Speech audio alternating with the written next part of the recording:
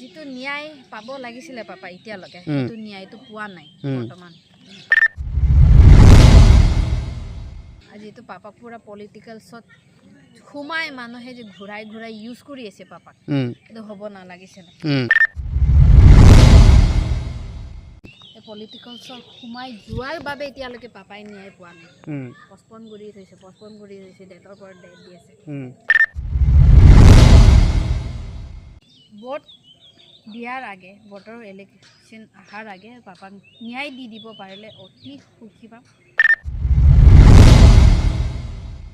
এজন শিল্পীৰ কাহিনী কিন্তু সেইজনে শিল্পী নহয় সকলো ৰাইজৰ কাৰণে সেইজন ভগৱান গুৱাহাটী ৰাজপথৰ কথা তেতিয়া সময় ৰাতি 4 মান বাজিছে আৰু 4 বজাত এনে এটা ঘটনা সংঘটিত হ'ল সেই ঘটনাটো আপোনালোকে শুনিলে আপোনালোকৰ চকু কপালত উঠিব ভাবিবলৈ বাধ্য হ'ব সঁচাকৈ এনেকুৱা ঘটনা সংঘটিত হৈছিল নে তো আপোনালোকে ভাবিবলৈ বাধ্য হ'ব তো কাহিনীটো শুনাৰ আগতে আপোনালোকে এই ভিডিঅ'টো যিমান পাৰে সিমান শ্বেয়াৰ কৰি দিয়ক আপোনালোকে আপোনালোকৰ বন্ধু বৰ্গলে শ্বেয়াৰ কৰি দিয়ক আপোনালোকে আপোনালোকৰ সোশ্যাল মিডিয়া প্লেটফৰ্মত শ্বেয়াৰ কৰিব পাৰে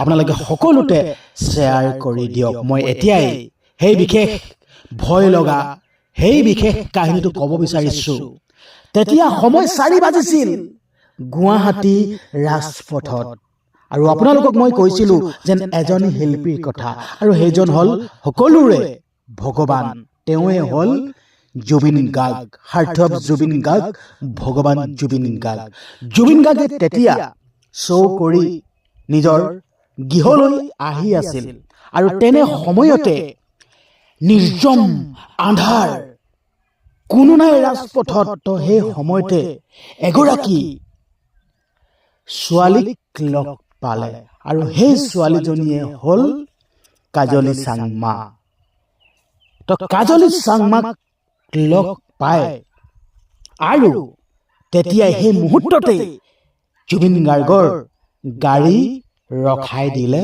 সেই সময়ত সেই ৰাজপথত জুবিন গাৰ্গৰ গাড়ী ৰখাই দিলে এনে এজন মানুহ যিজন মানুহ ভগৱান তুল্য আমি সকলোৱে ভগৱান মানুহ তো সেই ভগৱানৰ বাহন গুৱাহাটী ৰাজপথত ৰখাই দিয়া গ'ল আৰু হঠাৎ কাজলীয়ে দেখা পায় জুবিন দা হয় জুবিন দাই কৈছে হয় মই জুবিন তো তেনেকৈ গোটেই কথাখিনি কাজলীয়ে কৈ দিলে দাদা মোক আপুনি ঘৰত থৈ আহকগৈ কাজলীয়ে তেনেকৈ কৈছে জুবিন গাৰ্গক দাদা আপুনি মোক ঘৰত থৈ আহকগৈ তো জুবিন গাৰ্গেও গাড়ীৰ পৰা নামি আহিলে আৰু গাড়ীৰ পৰা নামি আহি কাজলীক কান্ধত হাত থৈ কাজলীক বহুত কথা বুজাইছে বহুত কথা কৈছে সাহস দিছে প্ৰায় তেনেকৈ জুবিন গাৰ্গৰ বাহনত কাজলীক প্ৰায় আধা ঘণ্টামান তেনেদৰে বহাই থৈ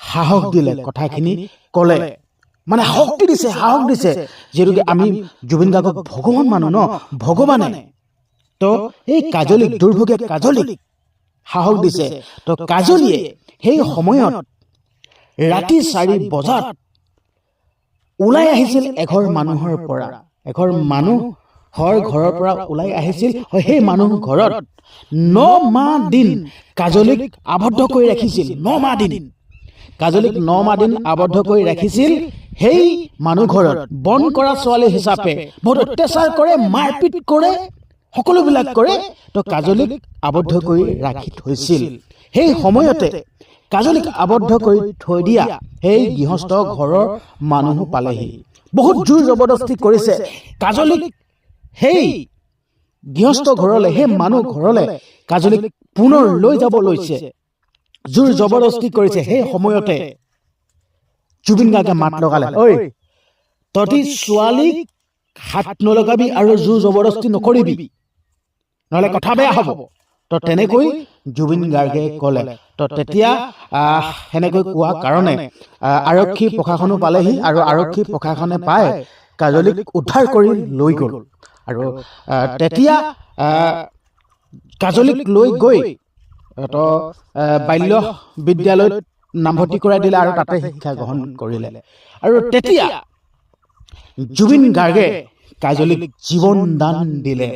তো তেনে এজন মহান মানুহ, যি আমি ভগৱান মানুহ, তো সেইজনে হ'ল জুবিন গাৰ্গ। তো এতিয়া বৰ্তমান সময়ত সকলোৱে আঙুলি টোৱাই আছে, সকলোৱে কৈ আছে কাজলী এতিয়া বৰ্তমান সময়ত এটা ইউটিউব চেনেল গঢ় দিছে, এটা ইউটিউব চেনেল খুলিছে। আৰু সেই ইউটিউব চেনেলটোত ষ্টাৰ্টিঙতে মই জুবিন পাপা ছোৱালী বুলি কয়। আচলতে এই জুবিন পাপা ছোৱালী বুলি যেন কয় কাজলীয়ে, তো এই অধিকাৰটো কিন্তু জুবিন গাৰ্গে নিজে দি থৈ গৈছে। তো এটা অনুষ্ঠানত ৰাজহুৱাভাৱে কৈ থৈ গৈছে যেন আজিৰ পৰা তই মোক জুবিন দাদা বুলি নামাতিবি, তই মোক মাতিবি পাপা বুলি। মই তোক আজিৰ পৰা ছোৱালী মানিছোঁ, মই তোক এডপ্ট কৰিছোঁ। তই এনেকৈ গোটেই কথাখিনি কৈ থৈ গ'ল। তেতিয়াহ'লে জুবিন গাৰ্গেই এই অধিকাৰটো দি থৈ গৈছে যেন মই ছোৱালী মই এডপ্ট কৰিছোঁ। আৰু কাজলীয়ে সেই জুবিন পাপা ছোৱালী কোৱাত আমাৰ আপত্তি কিয়? জুবিন গাৰ্গে নিজেই কৈ থৈ গৈছে যেন মই তোক এডপ্ট কৰিছোঁ, মই তোক তুলি লৈছোঁ। জুবিন গাৰ্গৰ আপত্তি নাই, তেতিয়াহ'লে আমাৰ কিয় আপত্তি থাকিব পাৰে? তো এতিয়া বৰ্তমান সময়ত বহুতো লোকে কাজলীক কৈ আছে তই জুবিন গাৰ্গৰ ন্যায় হকে মাত মতা নাই, তই জুবিন গাৰ্গে ন্যায় পাব লাগে বুলি কোৱা নাই। তো তেনেকৈও আঙুলি উঠাইছে। তো বৰ্তমান সময়ত কাজলীয়ে সেই প্ৰসংগত কি বুলি কৈছে আপোনালোকৰ আগৰ ভিডিঅ'টো লগাই দিছোঁ, আপোনালোকে শুনক। যিহেতুকে এই কথাখিনি মোৰ কথা নহয় দেই, আৰু কিছুমান কথা এনেকৈ পাই থাকোঁ দেই। যিহেতুকে জুবিন দা হয় নাই, এতিয়াতো যিহেতুকে আদালতত এইবিলাক কেছ হৈ আছে হয় নহয়, এতিয়া কিছুমানে কৈ থাকে মানে তোমাৰ কথা যেন জুবিন গাৰ্গৰ ছোৱালী হয়, জুবিন গাৰ্গৰ ছোৱালী হৈও যেন জুবিন দাই ন্যায় পাব লাগে বা কিবা পাব লাগে, সেইখিনি মাত নিদিয়ে বুলি কৈ আছে। এইটো কি ক'বা তুমি? এইটোৰ বিষয়েতো মই এটাই কথা ক'ম, এটা মানে ঢেৰ কথা আছে।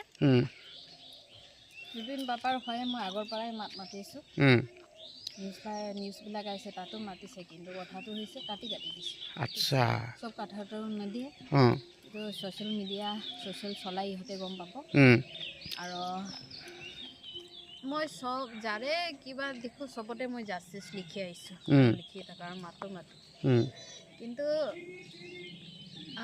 যিটো ন্যায় পাব লাগিছিলে পাপা এতিয়ালৈকে, সেইটো ন্যায়টো পোৱা নাই বৰ্তমান। যিহেতু পাপাক পুৰা পলিটিকেলছত সোমাই মানুহে যে ঘূৰাই ইউজ কৰি আছে পাপাক, সেইটো হ'ব নালাগিছিলে। এই পলিটিকেলছত সোমাই যোৱাৰ বাবে এতিয়ালৈকে পাপাই ন্যায় পোৱা নাই। পষ্টপন কৰি থৈছে, ডেটৰ পৰা ডেট দি আছে।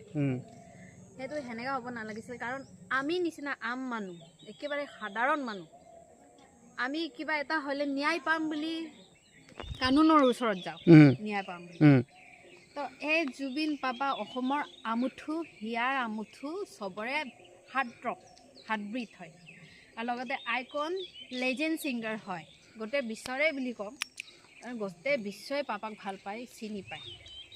এনেকুৱা হোৱাত যদি পাপাৰ ন্যায় দিবৰ কাৰণে জাষ্টিচ দিবৰ কাৰণে ইমান সময় লাগিছে, আমাৰ নিচিনা সাধাৰণ মানুহে কি বুলি ভাবে? আমাক জানো আমি ন্যায় পাম বুলি আমি যাম জানো? আমাৰ একেবাৰে আশাটো ভাঙি যাব, বিশ্বাসটো ভাঙি যাব। মানে কি হ'ম, এজন ছিংগাৰ, আইকন, লেজেণ্ড, তাকে যদি ন্যায় দিব ইমান সময় লাগি গৈছে, ন্যায় দিবই পৰা নাই, আমাৰ নিচিনা মানুহক কোনে চকু দিব, কোনে চাব, কাৰ ওচৰত যাবা? সেই তেনেকুৱা হৈ যায়। তো গতিকে এটাই অনুৰোধ থাকিল যে যিমান পাৰে, যিমান জল্দি পাৰে, লাগিলে মোৰতো সেইটোৱেই দাবী বুলি জনাইছোঁ যে মানে কি বুলি কয়, ভোট দিয়াৰ আগে, ভোটৰ ইলেকশ্যন অহাৰ আগে পাপাক ন্যায় দি দিব পাৰিলে অতি সুখী পাম, আমি সুখী হ'ম। আৰু যিটো বিশ্বাসটো হেৰাই গৈ আছে, মানে সেইটো বিশ্বাসটো আকৌ ঘূৰাই পাম যদি এনেকুৱা কৰে। তাকে আপোনালোকে গম পালেই। এতিয়া আপোনালোকে কিছুমানে কৈ আছিল যেন জুবিন গাৰ্গৰ ছোৱালী কাজলীয়ে জুবিন গাৰ্গৰ ন্যায়ৰ কাৰণে মাত নাই মতা বুলি কৈ আছিল। আপোনালোকে শুনিলেই যেন কাজলীয়েও ন্যায় হকে মাত মাতি আছে।